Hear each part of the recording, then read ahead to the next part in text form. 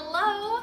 You know, it's been a long time since I've been able to talk with you all online. I think the last time I was able to share with you was right before our 2018 Spokane Women's Conference, Fearless. And I wanted to take just a second to tell you thank you so much for being a part of that day. If you were able to be there and participate, thank you for being there because it was an incredible day. Our God is so good. He is so strong and mighty, and He worked in miraculous ways on that day. And if you were not able to be there, but I know so many of you were praying for us that day, thank you so much. It was a sold out event and it was just a powerhouse day. It was so much fun. I want to let you know if you have been touched by that day, if God did something in you or with you after the conference, during the conference, maybe you've got to watch it online.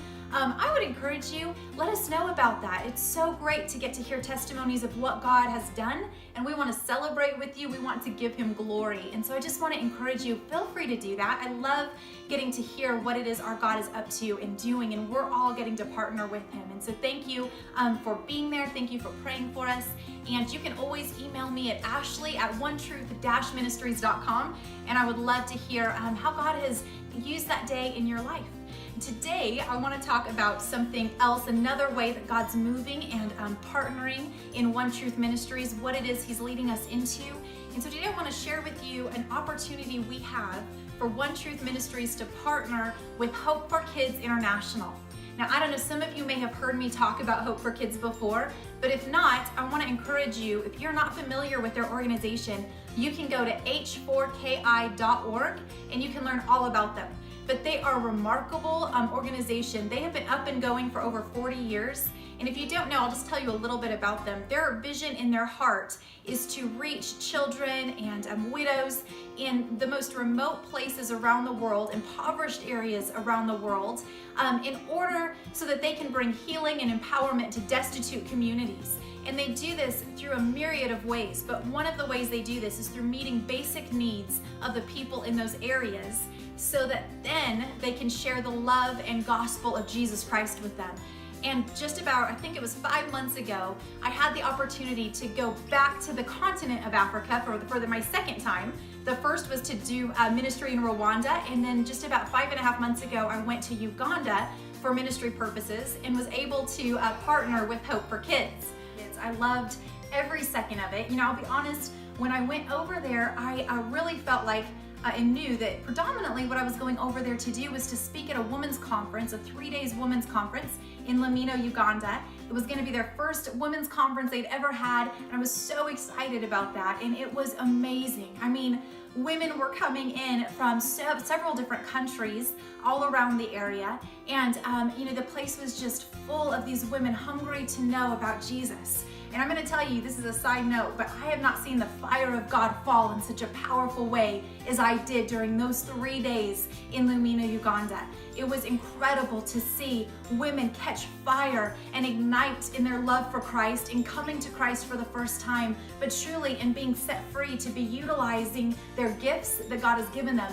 And here's what's so exciting about that. These women went back to their hometowns, and I've been receiving word that they themselves now have risen up and are starting their own women's conferences in the areas that they went back to. It is so exciting to see ladies do this, especially if you knew that they do this knowing there's a danger to themselves. They are oftentimes incredibly abused for stepping out in any way, for using it in any of the gifts God gives them, or following Christ in this way. And so they do this knowing there's great danger to themselves, and yet their love and passion for Christ has so filled them they can't help but share about His love. And so that part of the time in Uganda was incredible, and God did such a work inside me, I pray through me, but definitely in the lives of these women as well. And so it was amazing.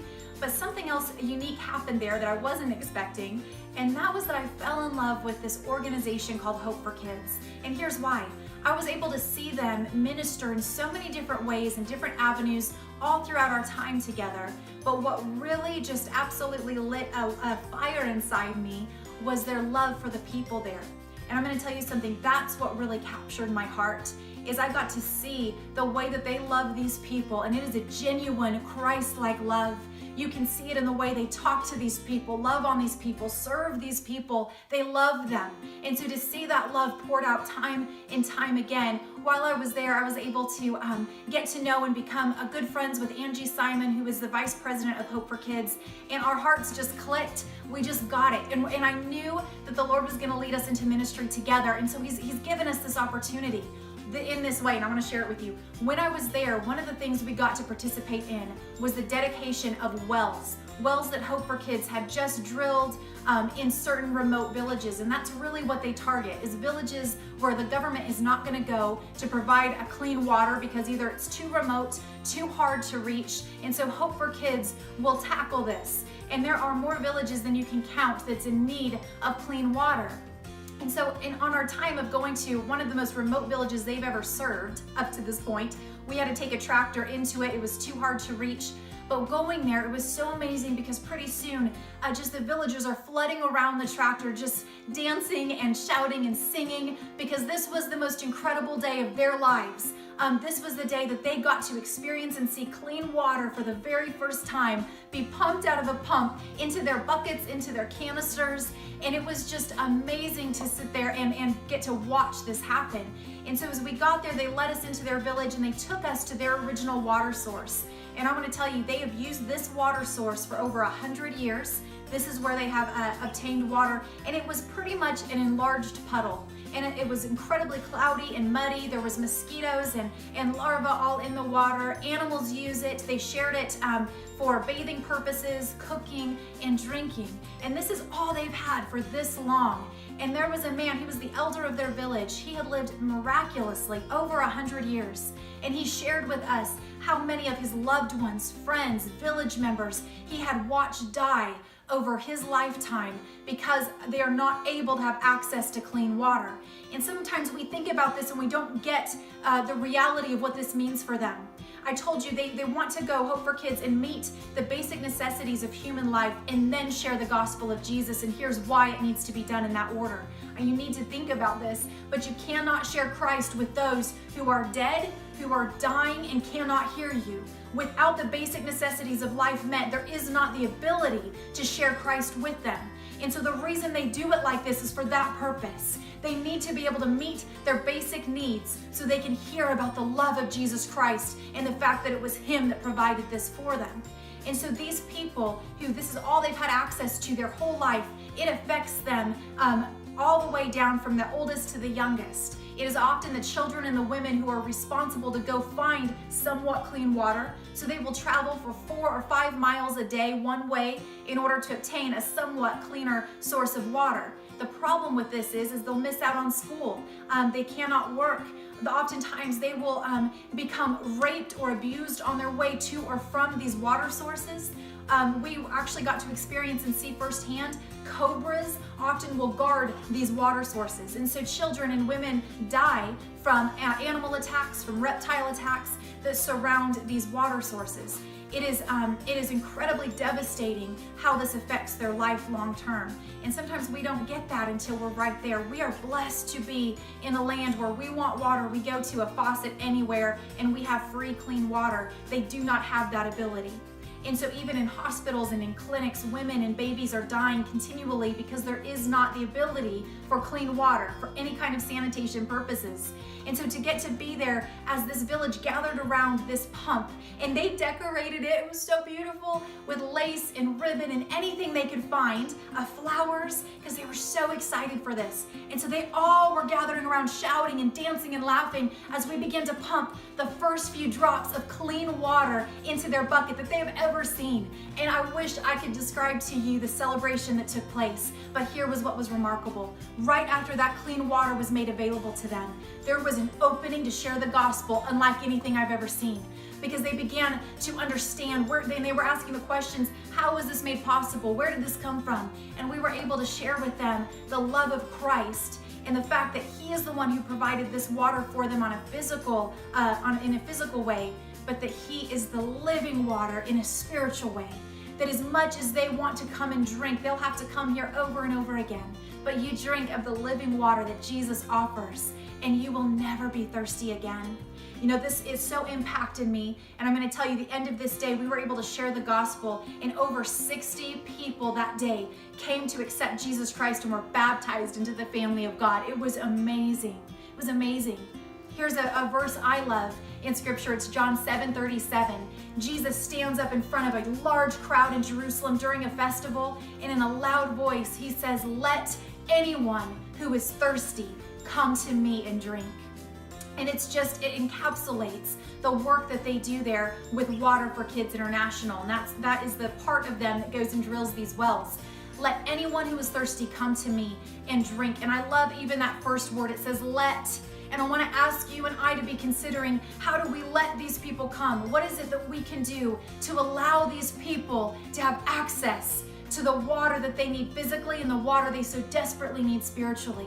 Let them come. What can we do to make this happen, to allow them to come? And I love the next part. He says, let anyone who is thirsty. Do you know that it is amazing in this particular area of the world? There's a large Muslim population, and typically when a resource is given, it is only made available to that particular group of people. So if a Muslim community was able to get a resource, it would only be available to them. They wouldn't let anybody outside of their Muslim community have access to it. With Hope for Kids and Water for Kids, they come in and they drill a well, and this has happened countless times. The Muslim community will start coming up and say, now I'm assuming that this is only for Christians, right? You're only going to allow Christians to drink here. And they said, no, it's for anyone who is thirsty. And through their love and generosity, I can't tell you how many of these Muslim communities have bended their knee to the Lordship of Jesus Christ, because they have recognized there's one God. Only one true God would allow us all to have access to the same water source. And it's just amazing how this opens up an avenue to share the gospel time and time again. And so this is what they do there. It's what I was able to witness and be a part of. And it's just incredible to me. That day, like I said, over 60 people in one day were baptized. I love that Jesus tells us, let anyone who is thirsty come to me and drink. And so of course we want to meet those physical needs, and then allow an avenue to share the fact that he is the living, eternal water for their soul. And that's what I'm so excited about. When I was there, God laid on my heart, Ashley, I want you to start raising money for these wells. I want you to start working in partnership with Hope for Kids. And so I came home, I shared it with one group, not even for fundraising purposes, just to share it. And within one day, God raised all the money we needed for our first village and for our first well. So I want to share with you, it costs $10,150 to drill a well in a way that is going to be long lasting for the entirety of these people's lives. That means drilling down far enough to actually hit the aquifer and provide clean water. Water for Kids sets up within the village a group of people who will take care of the well, maintain the well, and sustain it. They teach them sanitation and how to keep going after the well is in place. And so he's already provided enough money for us to sponsor one village. Right now we're working on the second. And so that's what I want to share with you today. I want to encourage you to go to onetruth-ministries.com to click on the link. You're going to find it. It'll say donate now, and take a look at least at the village that we're sponsoring. You get to know all about the village, find out what's going on there, what their needs are. And if God lays it on your heart, I want to ask you, please join us in raising money for this well.